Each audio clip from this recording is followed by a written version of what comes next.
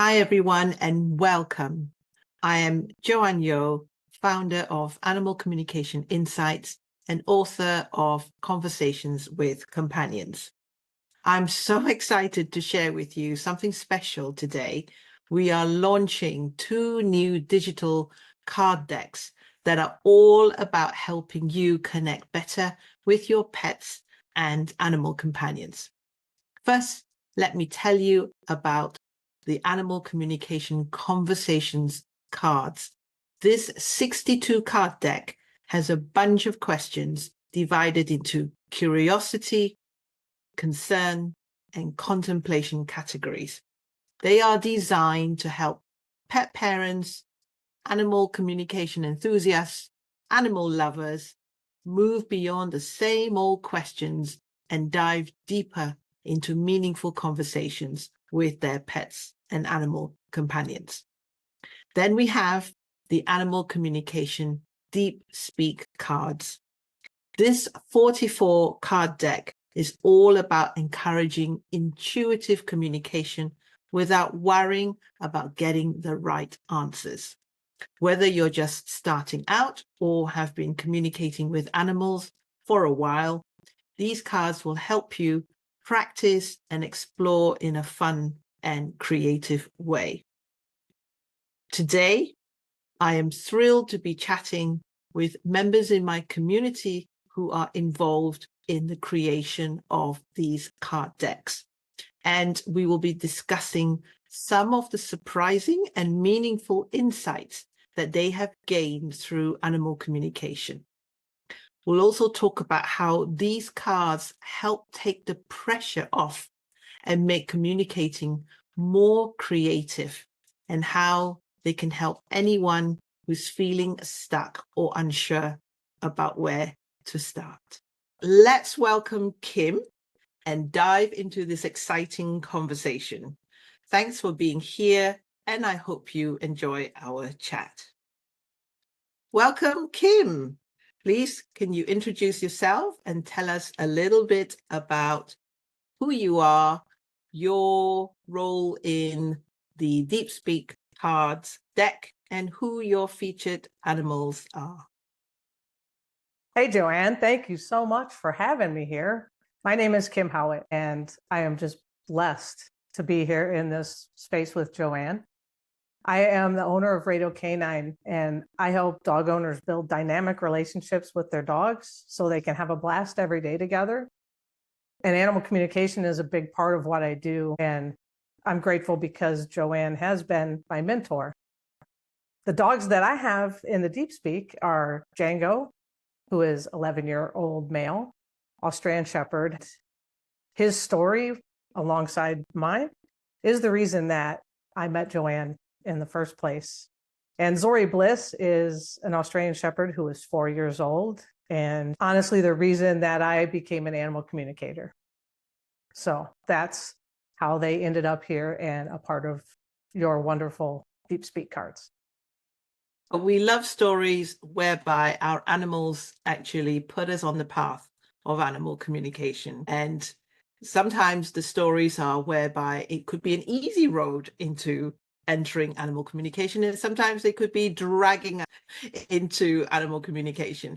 How have you found your journey in terms of when you first discovered it, and what did you think it was, and where are you now with it? Man, that's a great question, because I'm not one of those people that was born an animal communicator. I had a different career as a computer programmer before. I was taking a class in pharmacognosy, and Joanne was a teacher one day, and she took us through all of these beautiful exercises, and I literally couldn't do it.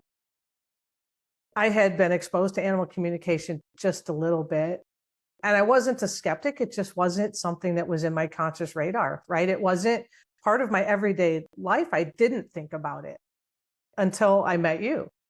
And I was so upset that I couldn't do these exercises, and everyone's getting these beautiful things coming back. And I'm like, I can't do it.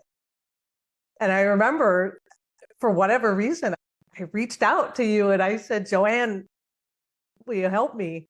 Because I need to know. And it was instantaneous. We just worked one-to-one. And I think it was within a month. It was just so clear that it felt like something I'd been doing for lifetimes. And so for me, once I discovered that, it was so easy.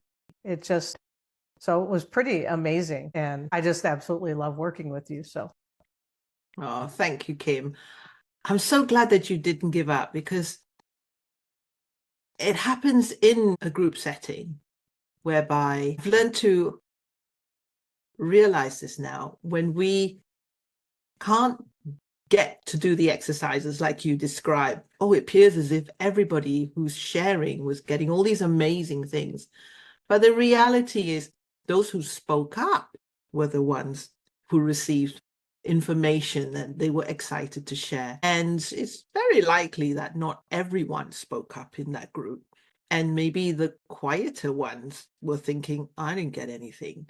So I'm so glad that you didn't give up, Kim, and that you pursued that. So that tells me that there was something within you that knew that it was real, or you were curious about it, and the curiosity got you to reach out to me. So that says a lot about you. So I'm hoping that someone who's listening may have maybe themselves experienced something similar, where they've been to a workshop or they tried an exercise and they just think they can't do it, and then they've decided to hide. So don't hide, be more like Kim.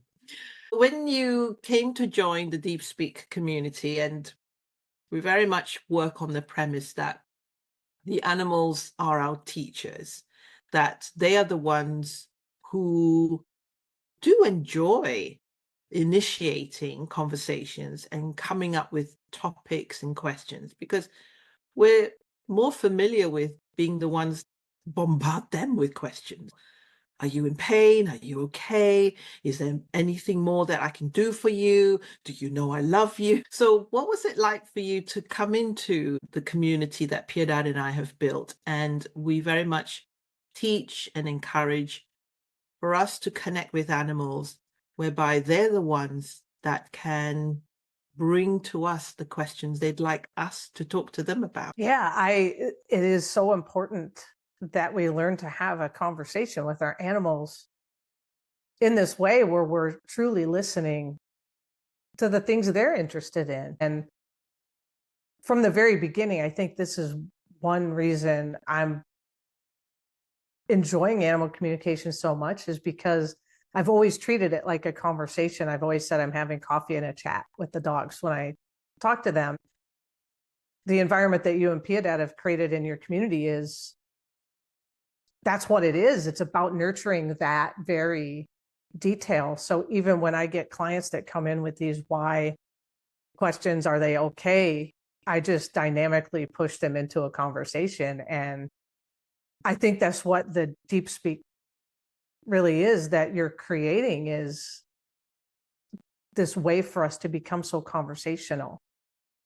It's just like you can talk to a friend about a ball game, right? And like you can talk to it again and again and again about the same topic. And that's the thing, we can go back to our animals again and again and again with a similar topic and get a completely different perspective and conversation.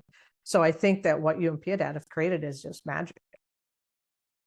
And what do you think about some of because you've been taking part, because we have our monthly events whereby get the questions that the animals have presented to us and we co-created and we presented to the members. What has your experience been with regards to the way that the questions are phrased? Because again, it's written whereby the animal's actually asking you to ask them that question, rather than, say, for example, we say to them, where is your favorite walk? The questions in the Deep Speak are phrased in a way that says, ask me about my favorite walk. How does that change, perhaps, or shift the way that we perceive communicating with animals? I think it changes everything. I honestly think that when we realize that we come from this narrow perspective of just ourselves, and I think it's just natural that we tend to live our life this way. We see things, your dog's barking, your dog's lunging, they're not eating their food, right? All these things. But they might just be having the time of their life when they're not eating their food and it's not like what they want to do then. And who knows what adventure they're going to tell you about. And so while we like to tell stories, so do they. Intuitive conscious space, like we're not different. And when we have the days where we talk to multiple animals at once and you guys have created the questions for us, it's just, to me, it's the biggest playground in the world. And I love coming and exploring the different energies and the different perspectives and the different ways the different animals come together all in the same. It's just so refreshing, and it's my favorite way to practice, honestly. Yes, the word practice. I think I've been there. I think in my early days, I hear the teachers say, practice, practice, practice. Practice makes you perfect. Practice gets you the confidence that you're seeking. And maybe sometimes we're not practicing it in a way that really develops us, that allows our creativity to come into action. I love that you describe it as a playground, that when you're in the events where we do communicate with the animals who have presented their questions to us, we are entering the playground, and that takes away the pressure. Why do you think learners in animal communication feel that pressure when they so want to almost test whether they can communicate with animals or not? Yeah, I think it's natural human tendency to want to be great at something. And we don't like to fail, but I mean, in this world, we can't fail.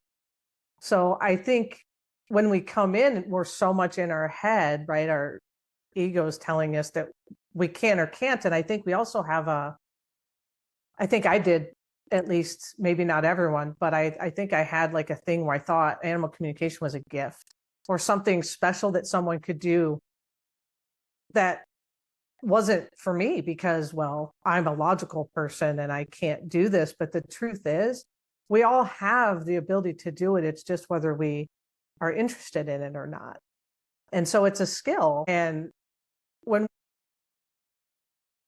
sit back and just accept the fact that we need to learn it and practice it, and just if we enjoy it, man, you want to keep doing it and doing it and doing it, right? I mean, I'm going to go back to another sports thing because I like sports, but like you don't become a pro golfer in 5 minutes. You have to practice the skill. And so just using every opportunity you can to like talk to the animals. And that's why what you're doing is so important. Again, it's not about whether you create all these different environments and questions. It's just continuing to dig into your imagination deeper, because that's what it is. As we're curious and we open up our imagination, that's when you really start to understand that all of these ideas that you think you had are coming from everywhere else.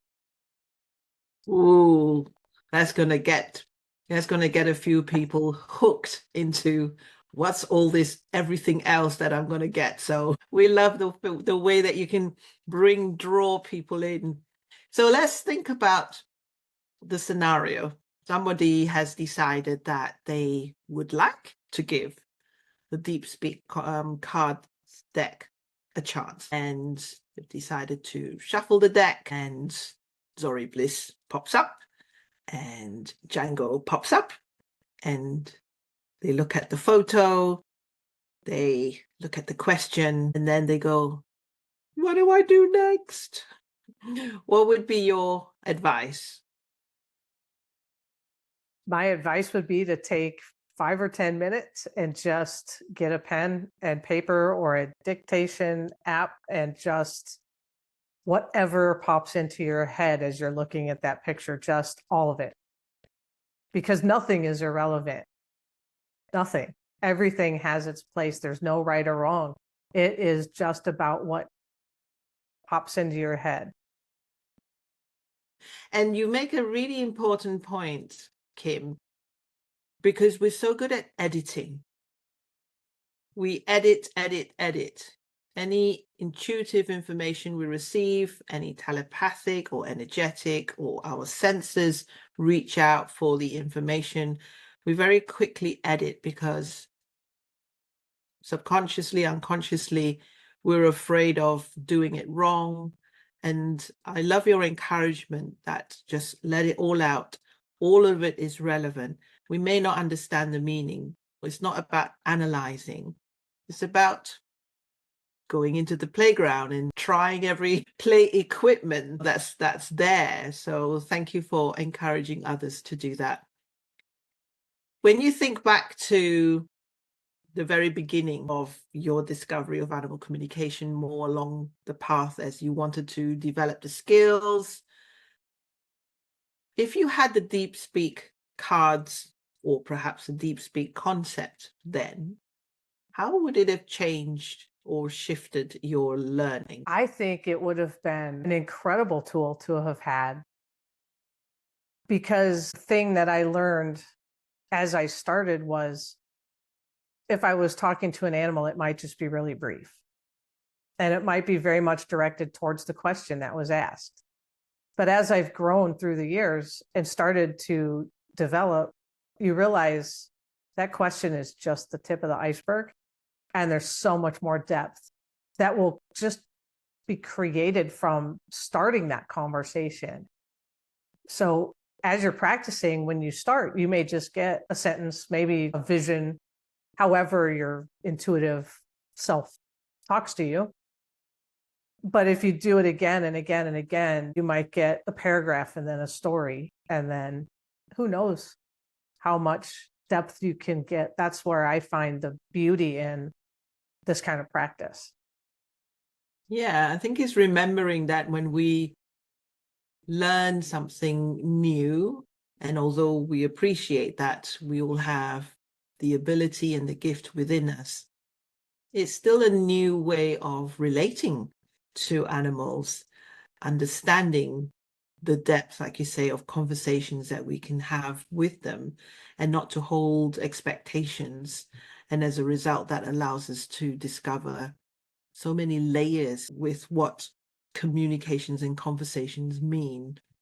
So it's really wonderful to hear from you. And we're so grateful that your animals have agreed to be teachers in the Deep Speak card deck. And if you would like to connect and meet Zorii Bliss and Jango through the Deep Speak card decks, they are 2 of the 44 animals that are featured. So we really look forward to you giving it a go, entering the playground, and letting us know how you get on, because part of what's being offered with the Deep Speak card deck is that you get 30 days with us if you want to reach out to us and share your communication. So Kim is ever ready to hear from her 2 dogs if you would like to share your communication and be supported, knowing that the approach is, as you've heard from Kim, it's not about right or wrong, and she would love to hear everything. So no editing. Isn't that right, Kim? That's so right. I can't wait to see what these 2 have to share with everyone, and use the resources. That's the thing. I mean, you're absolutely right. Use the resources, because that's how you grow and shift. So Yeah. So thank you, Kim, so much for sharing your experiences and insights. It's been wonderful hearing from you about your journey with the Deep Speak cards.